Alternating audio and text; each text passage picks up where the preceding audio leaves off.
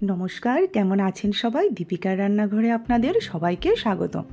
आमी आजके नियेछि किछुटा रुई माछ। आजके आमी रुई माछेर झाल रान्ना करब।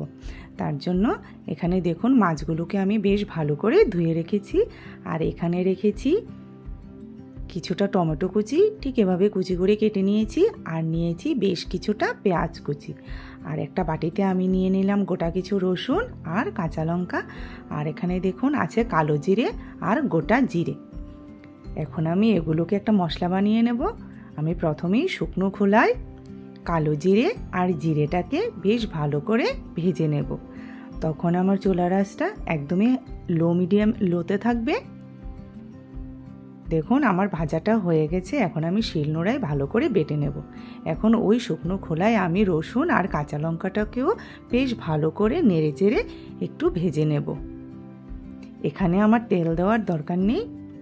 দেখুন আমার রসুন আর কাঁচা লঙ্কাটা যখন এরকম হয়ে যাবে তখনই মানে হয়ে এসেছে, আর ভাজার দরকার নেই। এখন আমি এগুলোকেও ভালো করে শিলনোড়ায় বেটে নেব। আর ওইদিকে আমি মাছটার মধ্যে নুন হলুদ ভালো করে মাখিয়ে কড়াইয়ে সর্ষের তেল দিয়ে গরম করে মাছগুলোকে একটু হালকা করে ভেজে নেব। এই রান্নায় আমার মাছগুলো বেশি ভাজার দরকার নেই, একটু হালকা ভাজা হলেই চলে যাবে।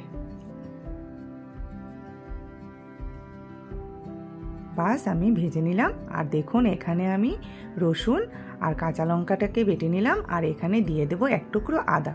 আদাটাকেও আমি এগুলোর সঙ্গে একসঙ্গেই বেটে নেব। এখানে আমার মাছগুলো হালকা ভাজা হয়ে গেছে।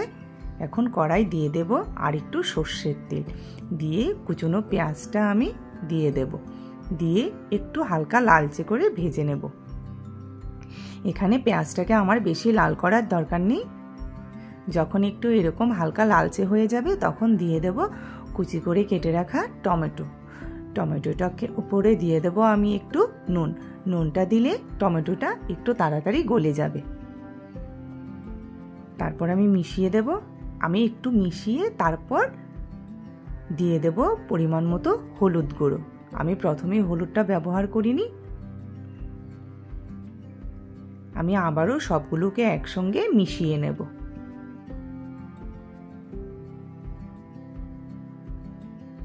এই যে দেখুন আমার মোটামুটি টমেটোটা এরকম যখন হয়ে যাবে মানে একটু গলে যাবে তখন দিয়ে দেব আমি হাফ চামচ মতো ধনে গুঁড়ো আর দিয়ে দেব এখানে কাশ্মীরি লঙ্কার গুঁড়ো, মানে ভালো কালারের জন্য, কারণ আমি ঝালের জন্য কাঁচা লঙ্কা ব্যবহার করেছি।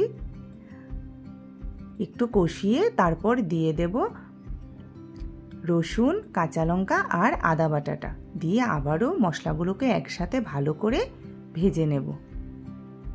এরকম যখন ভাজা ভাজা হয়ে যাবে তখন দিয়ে দেব উপর থেকে বেশ কিছুটা জল। জলটা দিয়ে আমি ভালো করে ফুটিয়ে নেব। আজকে রান্নায় আমি গরম জল ব্যবহার করিনি। দেখুন আমার ঝোলটা বেশ ভালো করে যখন ফুটে আসবে তখন দিয়ে দেব হালকা ভেজে রাখা মাছটা। মাছটা দিয়ে আমি আবারও 2 মিনিট মতো রান্না করে নেব। এখন আমি একটু ঢাকা দিয়ে দেব। 2 মিনিট হয়ে গেছে আমার। এখন দিয়ে দেব উপর থেকে জিরে আর কালো জিরে, ওই যে বেটে রেখেছিলাম সেই বাটাটা আমি দিয়ে দেব। দিয়ে আবারও আমি 2 মিনিট মতো রান্না করে নেব।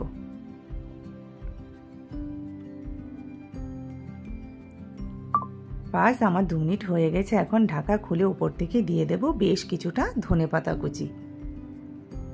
ধনেপাতা কুচি দিয়ে আমি আবারও কিছুক্ষণ রান্না করে নেব মিডিয়াম আঁচে। দেখুন এই যে রেডি হয়ে গেল আজকে আমার রুই মাছের ঝাল। বন্ধুরা সত্যি বলছি কি যে ভালো হয়েছিল খেতে। আপনারা অবশ্যই এভাবে একবার রান্না করে দেখবেন। আমার ভিডিওগুলো যদি আপনাদের ভালো লেগে থাকে তাহলে লাইক কমেন্ট শেয়ার করে দেবেন। আর দীপিকার রান্নাঘর ইউটিউব চ্যানেলটিকে অবশ্যই সাবস্ক্রাইব করে দেবেন। ভালো থাকবেন, সুস্থ থাকবেন। ধন্যবাদ সবাইকে।